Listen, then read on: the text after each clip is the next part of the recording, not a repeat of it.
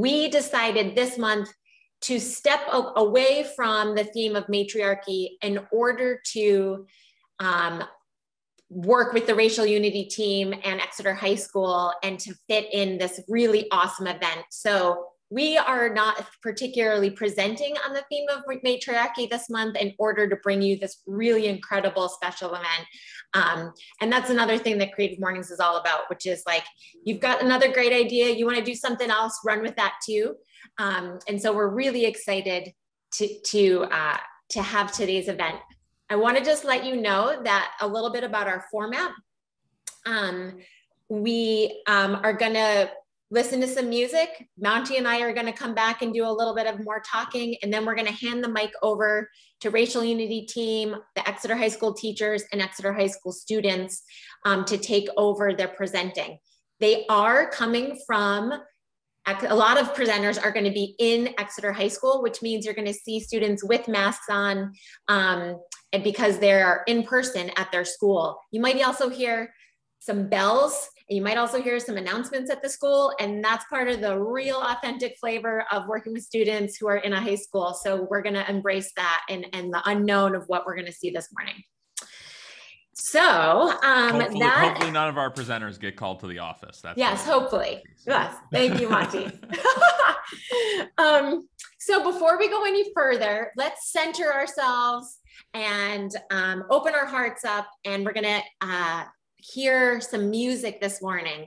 And our music is from one of the Exeter High School students who've participated in this collaboration. Her song is called Love Your Reflection. Her name is Mary Claire Larkin. She is a freshman at Exeter High School, and she wrote the lyrics to this song as part of the collaboration with the Racial Unity team. And Doug Holzapfel is on musical accompaniment and helped her with that. And so Monty, if you would cue the musical video for us to start our event, that would be amazing.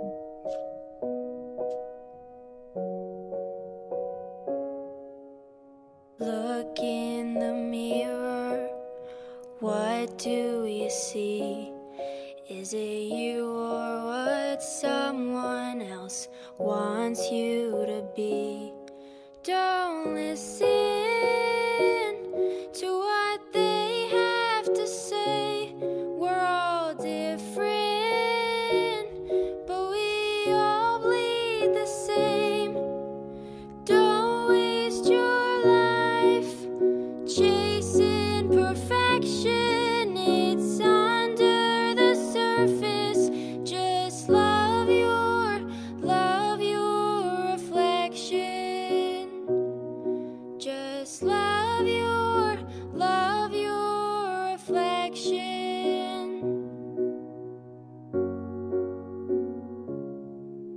The voice in your head can't be what guides you. The compass you use lies deep down inside you. Don't listen to what they have to say. We're all different, but we all bleed the same. Don't waste your life chasing perfection. It's under the surface. Just love your reflection. Just love your reflection.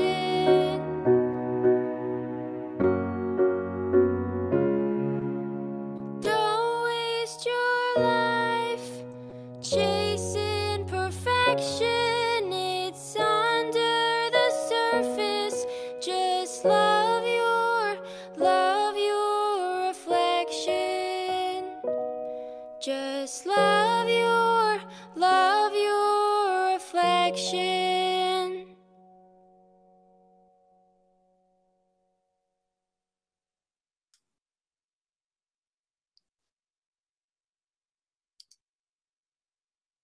Thank you so much, Mary Claire. I think you can see in the chat that everyone thoroughly enjoyed that. And it's so hard to be remote and not audience around you and a round of applause. So if everyone just gives some jazz hands for Mary Claire or some virtual claps or snaps.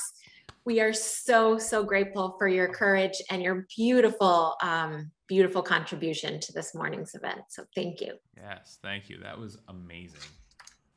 Mary Claire's song hopefully inspired you to really sit on the edge of your seats and get ready for the rest of what awaits us this morning. Because we have some incredibly brave and creative presentations from other students from Exeter High School.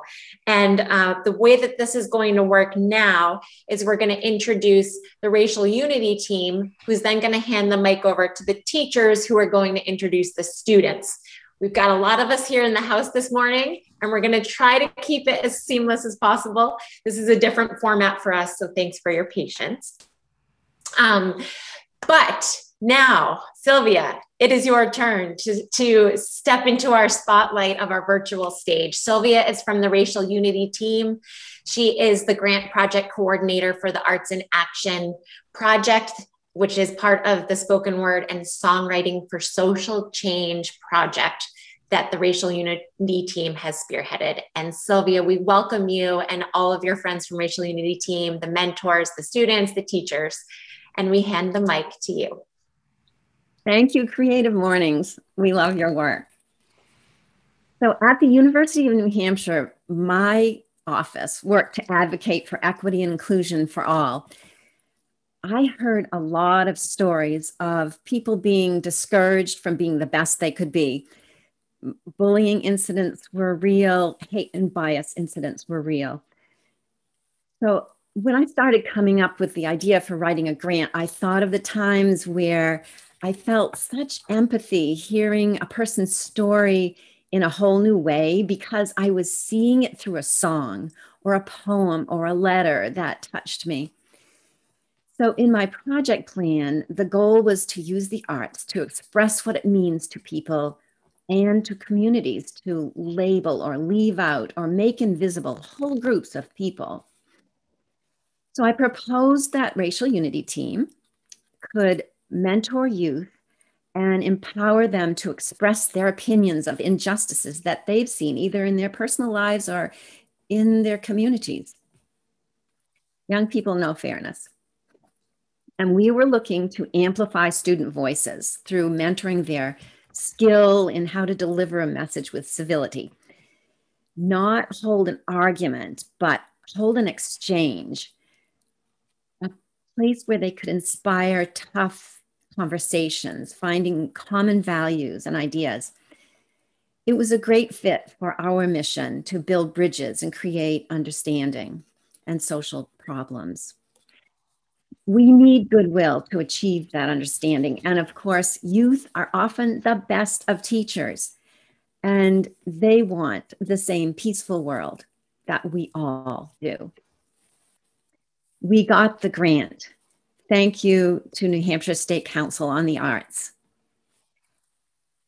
Then Adam Krause at Exeter High School connected us to the experienced and compassionate teachers who would share their curriculum on justice.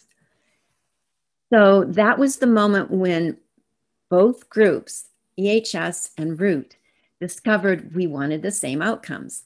And Adam calls that the cosmic wink. Adam knew our goals from previous work and our wish to find students willing to experiment with arts and social action.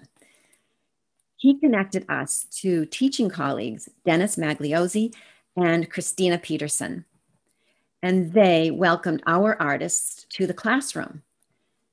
Just after their 9th grade students had started to study poetry in January and then To Kill a Mockingbird in February, the Root artists came into the classroom, and they came in through video. And the plan was integrated with the teaching unit on research and then action. The students wrote New York Times editorials for the nationwide contest. And during that time, they were also deciding what they were most passionate about. And they were developing through the artist mentoring the ways to express their personal commitments. That's when we were told that we became part of the DNA of the classroom. The project ends officially today with school wrapping up for the year. So here we are presenting a collection of final projects by these creative, thoughtful students who have demonstrated, truly, you've already seen a piece of it, their creativity and their empathy, their desire for justice and equity for all of us to thrive. So to the students, we give our thanks and appreciation for their caring, commitment, and really hard work. To both of you and your teachers, thank you for giving this work for social change a whole new look. So now we get to meet the teachers to introduce you. Thank you very much, Sylvia, for that. I'm Dennis Magliozzi, an English teacher at Exeter High School, and I'm just going to take a moment to thank Racial Unity Team for the opportunity to work with you, and also to Creative Mornings for giving us this platform and opportunity to celebrate. So where we're going to start, we're going to try to kind of snapshot the narrative, the curricular narrative that we went through. And the first thing that we started off with, as Sylvia mentioned, was spoken word and slam poetry. And the student I'm about to introduce to you is going to be a representative of a spoken word poem. This young lady has been, it is no surprise to me that she's here reading a poem to you this morning about what she's about to talk about. She's been writing about her experiences with COVID and also about being Asian American in America.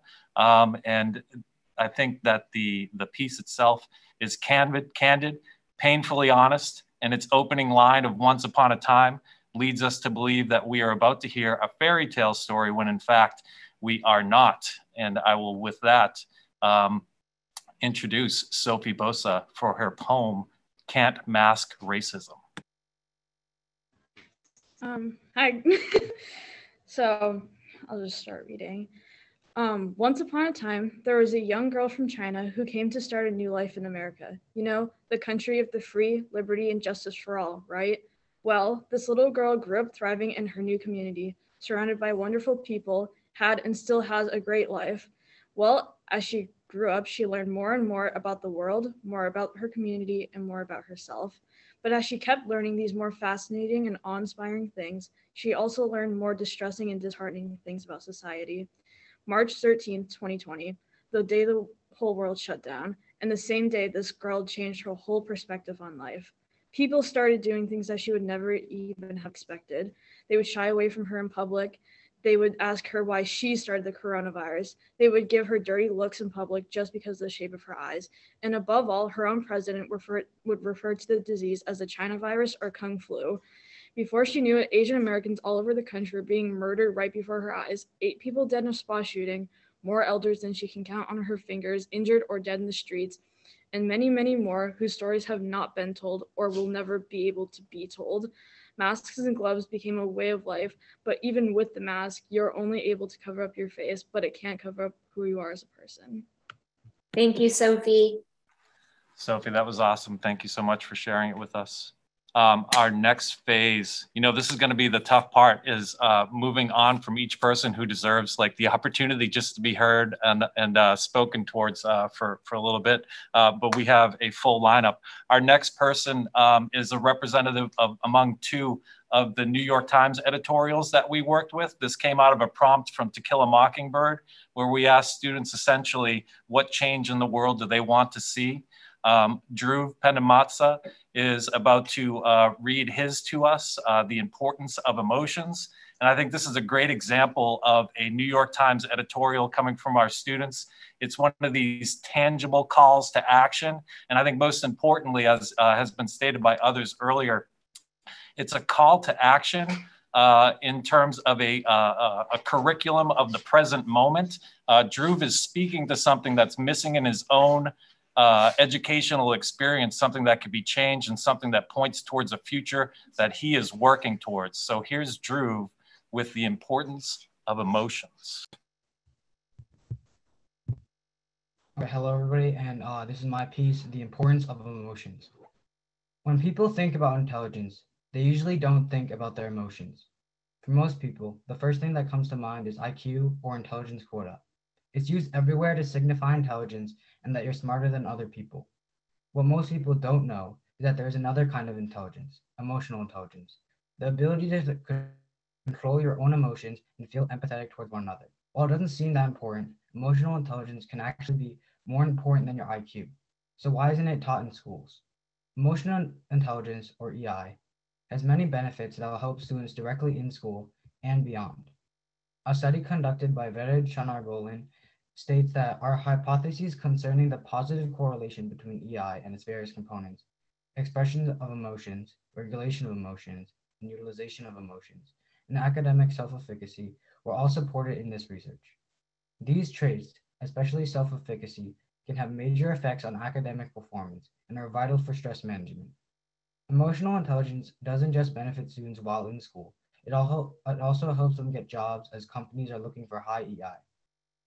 According to Mark Brackett, director of the Yale Center for Emotional Intelligence, in a New York Times interview, employers are looking for people who have these skills. And Lawrence Weinzimmer states that in organizations, Goldman argues that high levels of EI are just as important in predicting job performance as IQ. This study shows that people with high levels of EI are more likely to get those high-paying jobs rather than people with low EI.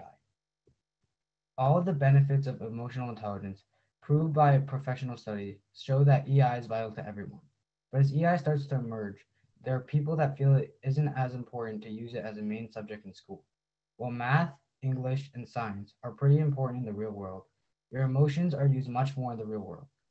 Every day you have emotions as a byproduct of existing as a human being. With EI, you are able to control those emotions in a way to help you become a better person. So how do we teach students emotional intelligence? It can easily be taught in elementary schools, where students can learn to show and regulate their emotions through telling their teacher how they feel in certain situations and how they can regulate and solve conflicts in a calm and peaceful way. This can evolve to more traditional classes in middle and high school. This curriculum can be taught in health or life skills classes. By using their emotions in an effective way, students will have the tools that they need to create a better future for themselves.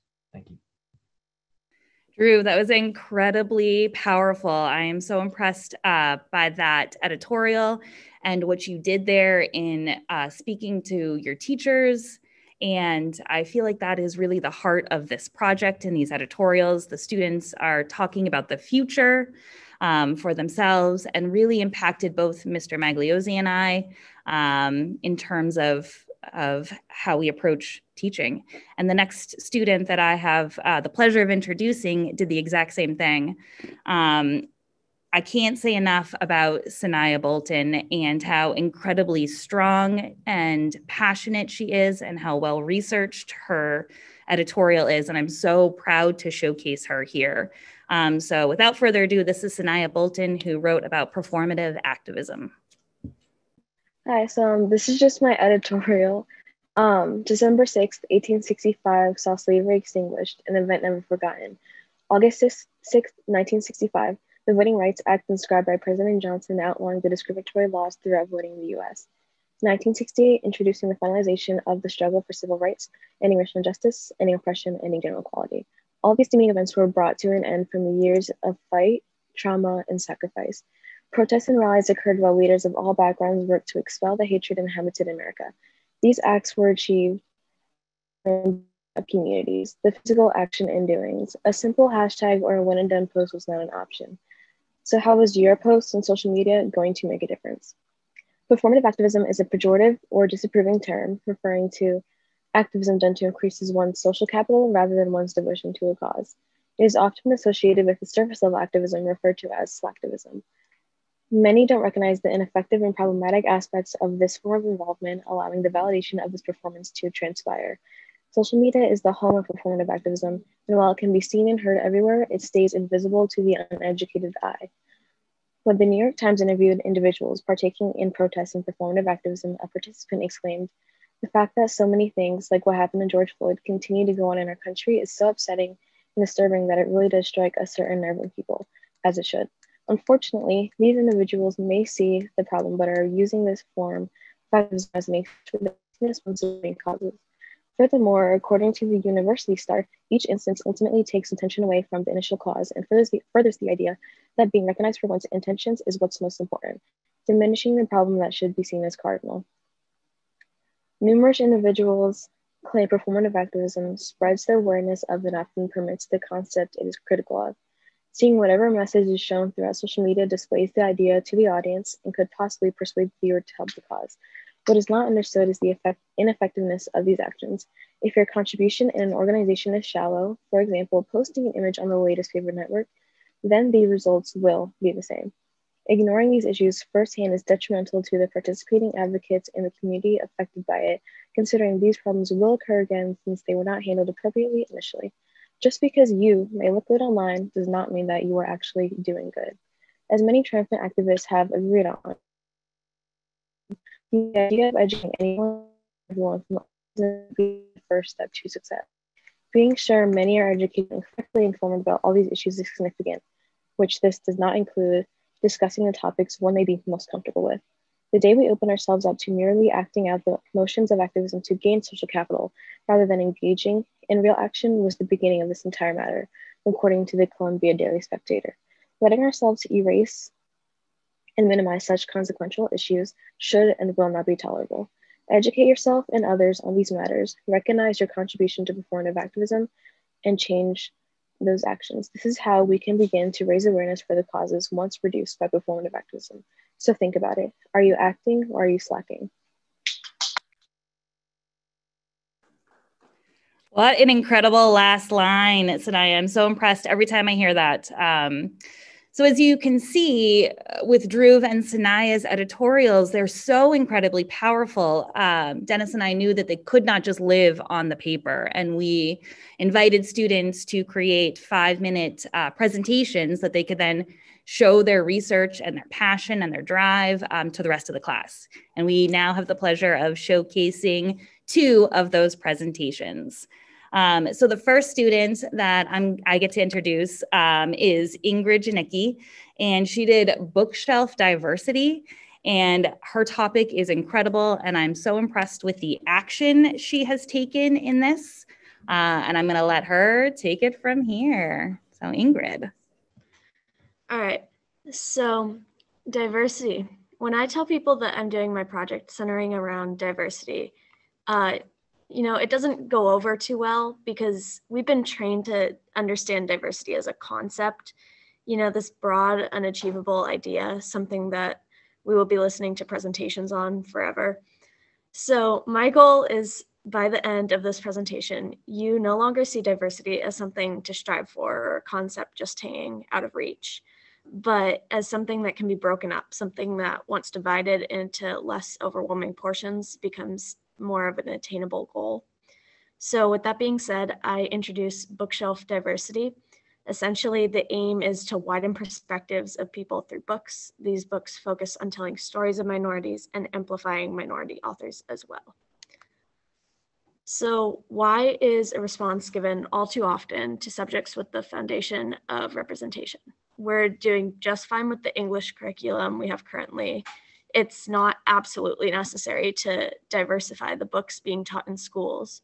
However, I think that we all too often feel this need to separate things into 2 categories, need and want. And I think that's actually going to hurt us in the end. We don't necessarily need to learn about diversity, but we should. We should welcome students into the classroom with diversity. We should create a more open environment for students to share their own perspectives. So there are a couple different points of why humans strive to expand their knowledge. So we can really, really expand our knowledge by just opening up our window into the world, making it a bit bigger through these books. And then we can think about our identity as well. We can check our privilege and also think about how we've been maybe unfairly treated due to something that we can't change as a part of us. We can also show as students, teachers, and publishers that we want to read more of these books. We want them to amplify the minority authors' voices. We want them to, you know, bring in more of these perspectives into the classroom, into our world, so that we can learn. So we have to identify healthy diversity now, and resort to tokenism is how the New York Times describes the sudden interest shown in diversifying reading to evade backlash.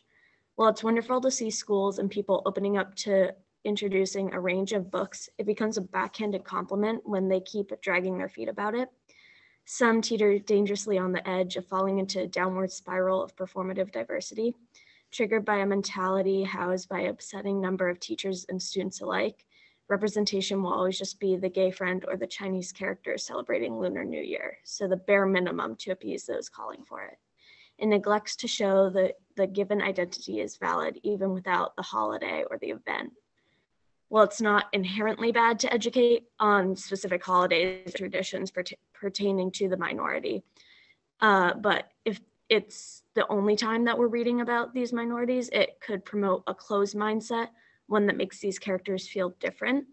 And author Julia Alvarez discusses this worry specifically with Latino students, saying it should be as natural reading about these characters as white characters. So on the next step of moving off the edge of that cliff, we now must identify what healthy diversity looks like. To me, representation shouldn't just be a story of a gay person coming out. It should resemble a story that a cishet character would have too. While you can't write a story about a minority without identifying some of the daily struggles they face, their struggles should not be what the story is built around. Yes, there's a time and a place for more specified books, but I would classify Real Change as the inclusion of minority characters into stories that could have cishet white characters. So when I did this presentation for my class, I gave some of my favorite book recommendations that have minority characters in them. So this is one of the things I've been doing to try and promote these books a little bit more. I also emailed my first grade teacher and a couple other teachers, but specifically my first grade teacher, about what she's doing, because if we can introduce these books at a younger age, it won't be a sort of a shock to the system once they, enter the real world. So when introducing these books in first grade is actually it can help children grasp concepts that adults are struggling to understand today. And she responded to kind of outlining her curriculum and what books she uses to teach about this, the different programs that she uses. And yeah, that's kind of how I've been trying to expand my topic past my editorial and presentation.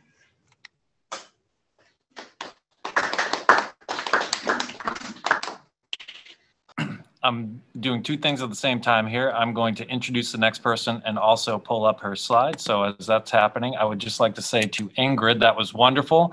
It's also a, Mrs. Peterson and I have been working for years now, trying to diversify our bookshelves and to see a student come to the table and say, this is how it should be done. This is how it can be done. It's not that difficult, is wonderful because it isn't. It just takes a decision to make it happen. And it also takes people bringing it to our attention. So thank you for that. The next podium pitch presenter that I want to introduce you to is someone who I knew we were on our way to great things when she was taking a look at the research material that we're about to hear. And she came across the National Geographic magazine that you're about to see her talk about. And I thought, oh, she's serious. She's going down the rabbit hole and it's going to come out very good on the other end. This presentation positions the research against the actual social reality that we are facing. And I think it does so in a way that we all need to hear and take seriously. And it's a think piece that requires action in terms of our mental reaction to it. And I think that's all needs to be said about Zoe O'Kane's Science versus Society, the silent battle between society and prejudice. So here she is. All right. Science versus Society, the silent battle between reality and prejudice. George Floyd, Breonna Taylor, Ahmaud Arbery, Hyun Jung Grant, All of these names, these faces, these people are victims of the racial prejudice that cost them their lives. Racism and race have created a uniquely complicated struggle in America, but scientifically speaking, it doesn't exist. In 2018, Marcia and Millie Biggs changed the way we think about race forever. These two girls are biracial twins, yet one appears black and the other white. They represent the fluidity of prejudice. While both girls share the same DNA, one is more likely to experience racism than the other, all because of the color of her skin.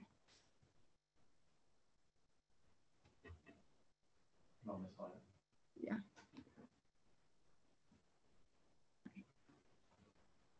Race isn't a scientific concept, rather a social structure that's grown to poison our entire country.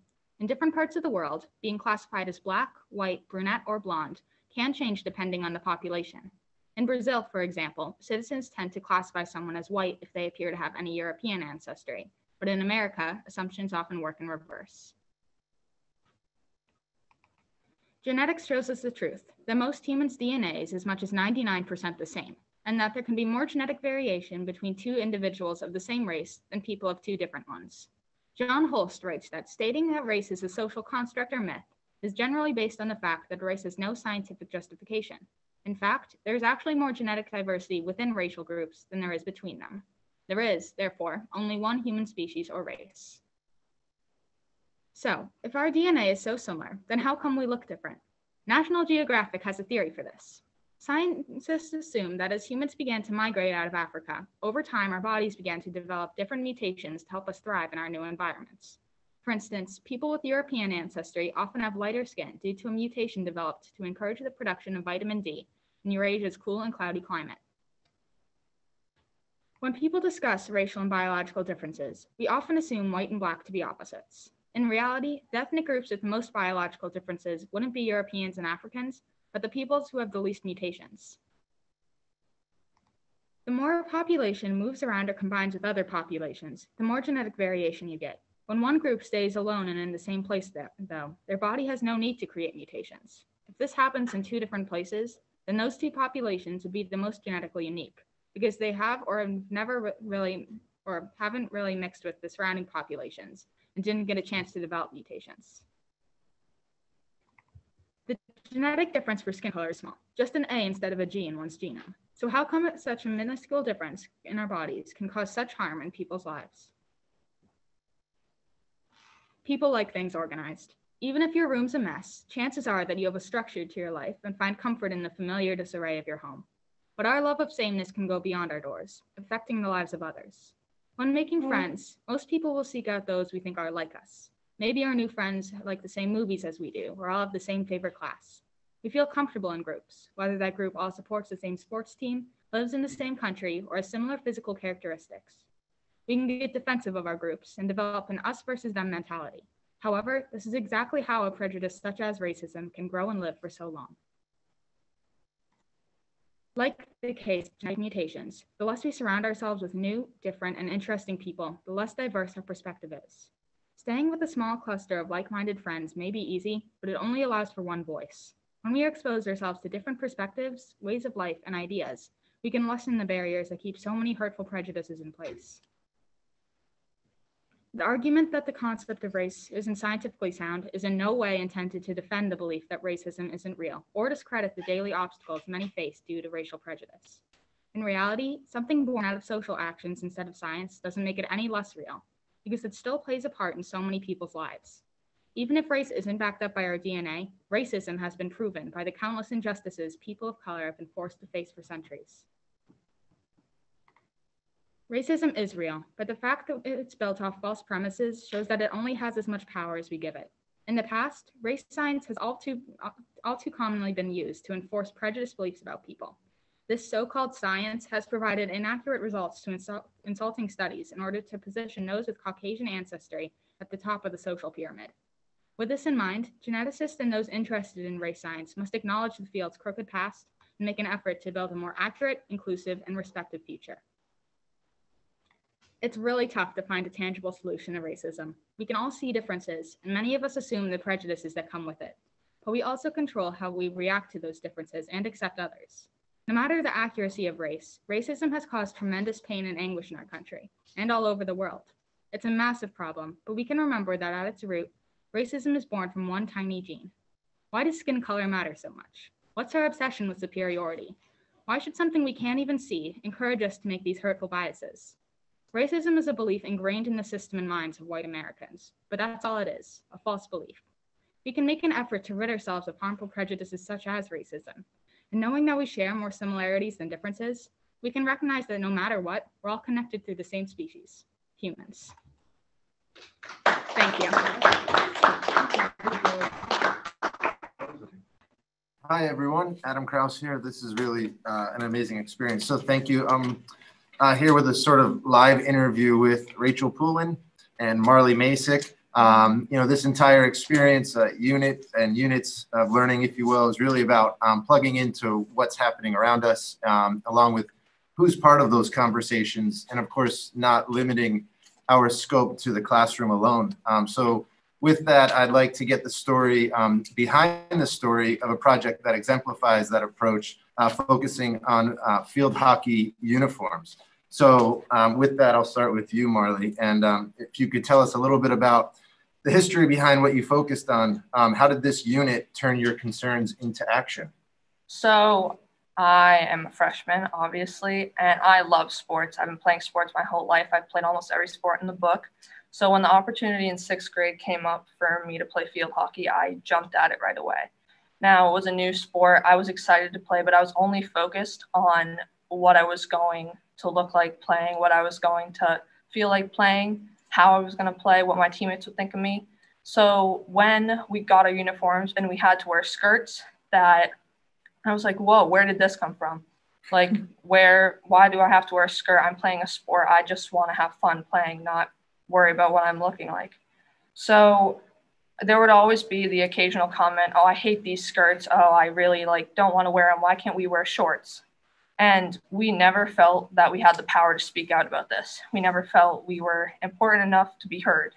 When this project came up, field hockey skirts was the first thing that popped into mind. And I was still on the fence about speaking out about it. But then when I heard how the mentors spoke out about it, they helped me so much. I was like, this is what I'm doing. I'm going to speak out about this. Thank you so much. Yeah. Rachel, tell us a little bit about how you got involved. What about this topic and the chance to collaborate with a peer in context of this unit, what you learned from the mentors and your teachers drew you in? So originally when we started this whole project, I had read a news article and saw social media posts about the unfairness in the NCAA tournament for basketball in March, and I wrote an editorial about it. And then I started to think about how to deal with gender bias at our school. And that is when I was connected with Marley, and we both decided to actually take action upon it. And originally, I was just going to report out on what she was doing while she did it, but we just decided to combine instead. Awesome. All right. Back to you, Marley. So you conducted a survey. Can you tell us a little bit about that, what you found, why you took that approach? So we obviously use a lot of technology nowadays, and I felt like a survey, an online survey, was a good way to get my peers' opinions. So I had my teacher, Miss Peterson, share it with the class, and in 3 days, 47 people took it. 39 of them were female, and 8 of them were male. 81% of the females said that if they played field hockey, they would be much more comfortable wearing shorts than skirts. Out of everyone, including the males, 91% of the people said that it was unfair that girls are required to wear skirts while playing field hockey because it's a sport. You're supposed to have fun, be competitive, not worry about how you look. Thank you. So back to you, Rachel. Using that information, which was shared with you, why did you want to publish your findings and your views in the school newspaper? Why was that important to you? So I wanted to publish my findings, or Marley's findings, in the newspaper so that others in the school could understand how the field hockey girls felt about wearing skirts. And nobody originally really thinks about how the girls feel and I wanted them to start thinking about it. And it was important to me because I wanted the student body to be informed about why Marley and I are doing this and how we're doing it. I understand you have a couple of excerpts from that article to share with us. Yes, I do. So sources say that girls have been required to wear skirts to show their femininity and present the women playing as more sexier or more watchable. United Nations and Australian Sports Commission states that the uniforms lower self-esteem, perpetuate stereotypes, discourage participation, and even promote the harassment of women athletes. And the girls playing on the Exeter JV and varsity teams seem to agree. Coach Ball, Exeter High School's 23-year athletic director, has a neutral opinion on this topic. That is that this is the first time someone has come to him about the skirts, so he needs to hear both sides, but he's certainly open to it. In a recent interview with him, he described what the process would entail for this change. Not only is it a long process, but also a difficult one. This motion would have to go through the National Federation of High School Sports, the NHIAA Field Hockey Committee, the NHIAA Council, and then it would reach the high schools. So this isn't just a local high school rule change, but this is national, and that doesn't mean that it's not worth the time and the effort. So Marley, what can we expect next? So like Rachel said, we did meet with Coach Ball, and Rachel and I are planning to meet with Coach Ball again and talk about like taking action. We're going to do all the stuff that Rachel mentioned. We are going to try, and we can't predict what's going to happen in the future, but we do know that we are going to try to make a change. And to wrap things up, I'll ask you, Rachel, how do you see the road ahead going? I see this going really well. We have good information, well, a lot of research, and she has personal experience, which I think can help convince them. I don't know how many people have tried this in the past, but hopefully we can be the ones to make a change. Thank both of you. Thank you all for watching. Thank you. Hey, everybody. My name's Doug Holzaffel, and I'm one of the 4 mentors that got to work with these amazing students. And it's hard for me to even vocalize just how overwhelmed I am by this and by, these stories and these kids stepping up. And you're just so courageous, and I'm so inspired by you. And I'm so grateful to our other mentors, Courtney Marshall and Reggie Harris and Kevin Ryder, who also got to work with these students and who were speaking into their lives, and they were sharing and collaborating. And the teachers, Christina and Dennis and Adam, who you just saw, who were all key to this really getting pulled off. And my job was to work with the music. So that first song you heard, Love Your Reflection by Mary Claire, I was so grateful to work with her. Her voice blew me away. She, as she sang a few takes, all of a sudden, boom, it just came out. And we were, it was just a really just awesome experience. And you're going to see another piece at the end that four students, Henry, Evan, Katie, and Lily, that I got to work with, that have this beautiful piece. So I can't wait for you to see that. And I'm here to introduce to you Ann Gorman, who I recorded this week, who her maturity and her compassion really is all about her story. I mean, her song that she's going to introduce to you right now. I can't wait for you to hear it, and her and just this whole program. I'm so grateful to be about this connection and exchange. So thank you, everybody. I'm passing it over to Ann Gorman.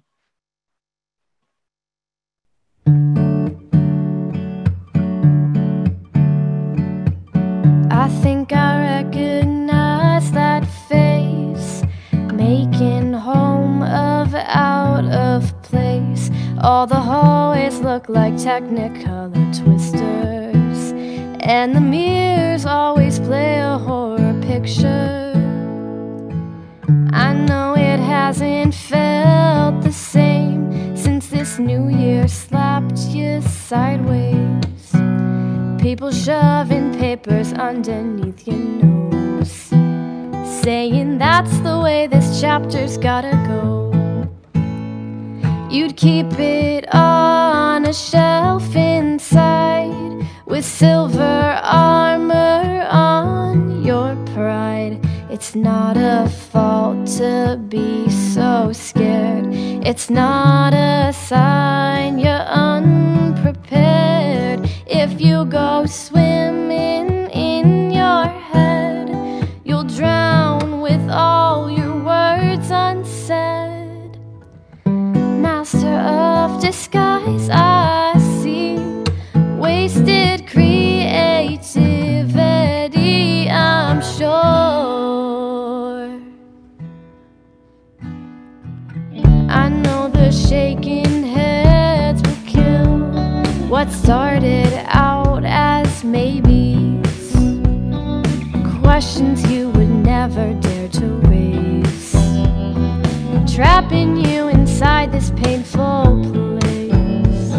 The hidden answers might upset, but you haven't started looking yet. It's not a fault to be so scared. It's not a sign you're unprepared. If you go swimming in your head, you'll drown with all your words unsaid. I know it seems they've never cared. I know you're shaken by the stairs. Sadness greets you like a friend. You're waiting for these years to end. Master of disguise, but now you call for help, but don't know how, I'm sure. It's hard to reach the steering wheel from the spectator's backseat. It's easier when said than done to get back on your feet. You've gotten good at pocketing what doesn't please your eyes. Don't go and sell your grip on things and be master of disguise.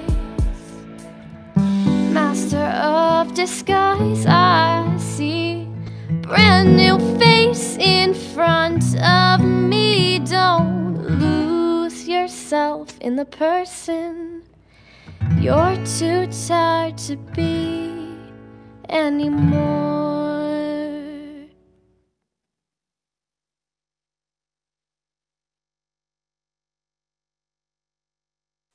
Wow. That was so amazing.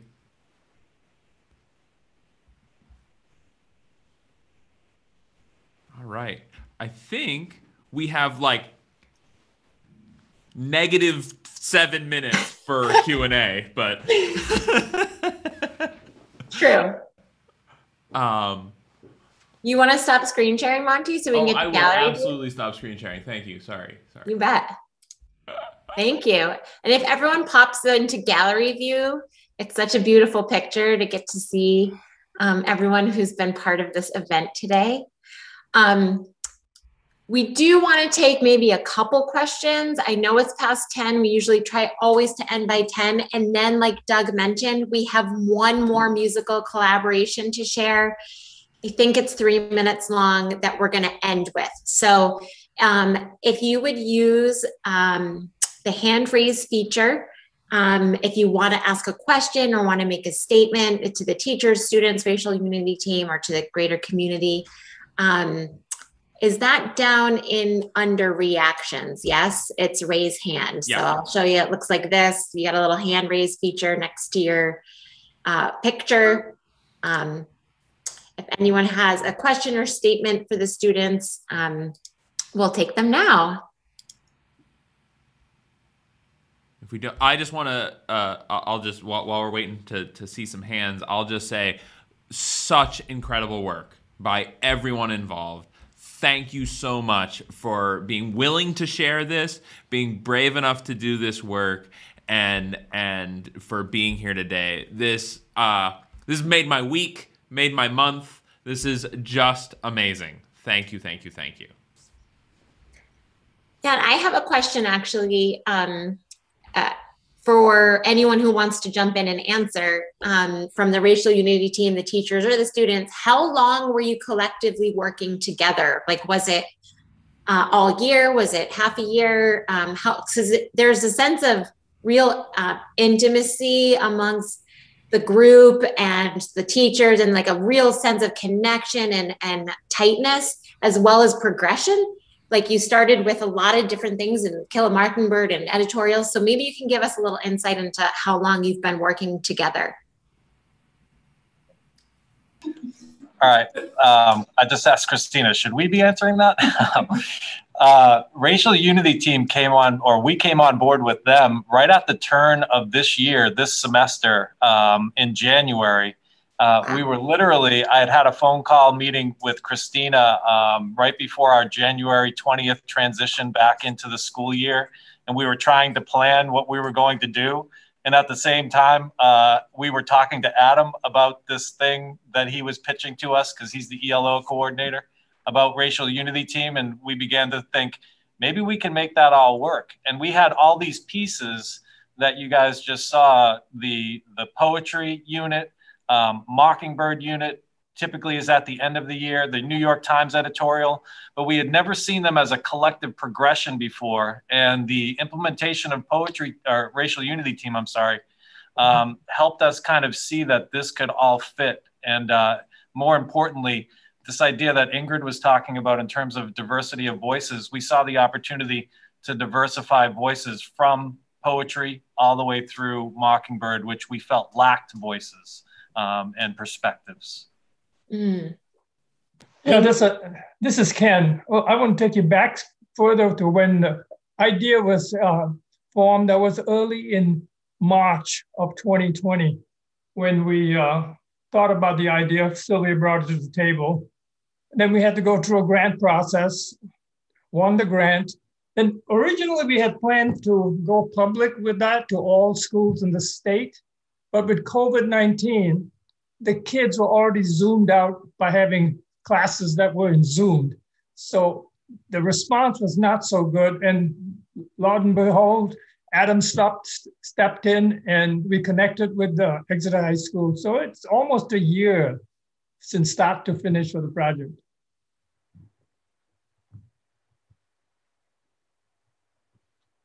Thanks, Ken. That's really good insight too, because there's a lot of collective effort that goes into making something like this happen on all sides. The funders, your efforts, Sylvia's idea, the grant, like all of that built to then getting into the school and now this presentation today. So thank you. Kate, do you want to ask a question? Yeah, thank you. I'm super inspired by everyone's involvement here, and I know so many others of us are, and so that we don't leave today and not continue this, I'd love to hear from students or teachers or the Racial Unity Team on how we can all be a part of continuing this. I know there's HB 544 in the House right now that we can act on, and I'm sure there's plenty of other ways. So if anyone can jump in and speak towards how can we all support and keep this moving forward.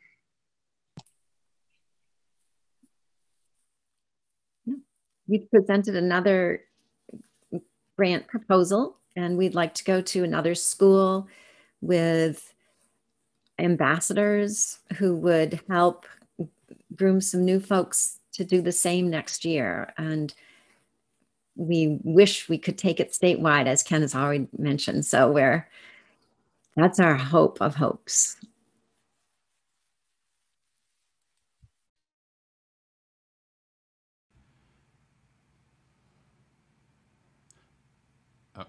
Thank you, Evan, for that clarification there in the chat. In there. Sorry, Monty, Adam was coming in. No, I just wanted to add just what hopefully has come across. I mean, it's an open invite for it's about communicating, right? And even if that concrete idea isn't right there, this unit experience highlights that. So please feel free, in terms of forging those nexus points. We want to do them with schools and youth summits. Bringing in the community, bringing our work out to the community is central to all this. So I speak for all of us when I say it's a complete open door when it comes to that.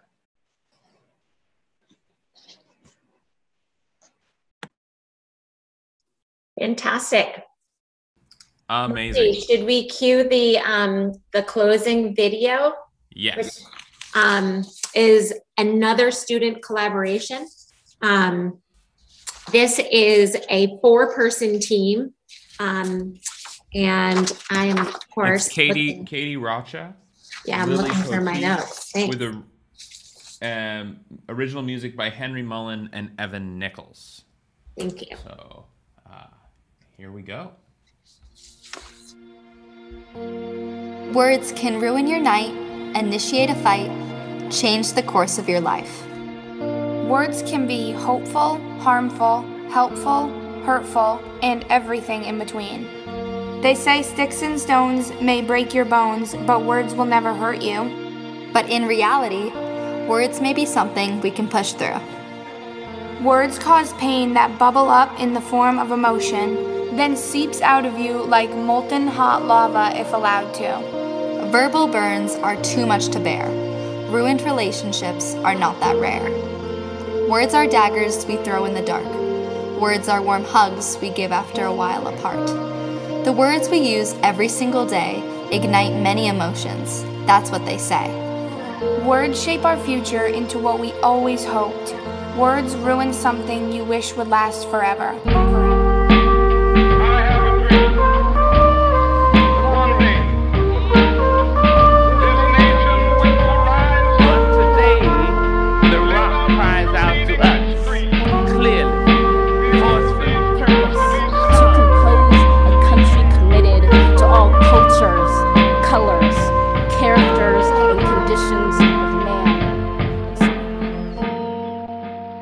Our words are how we express our love, fear, loyalty, frustration, and every other emotion we experience. They are how we fight. We have a powerful weapon at our disposal every day.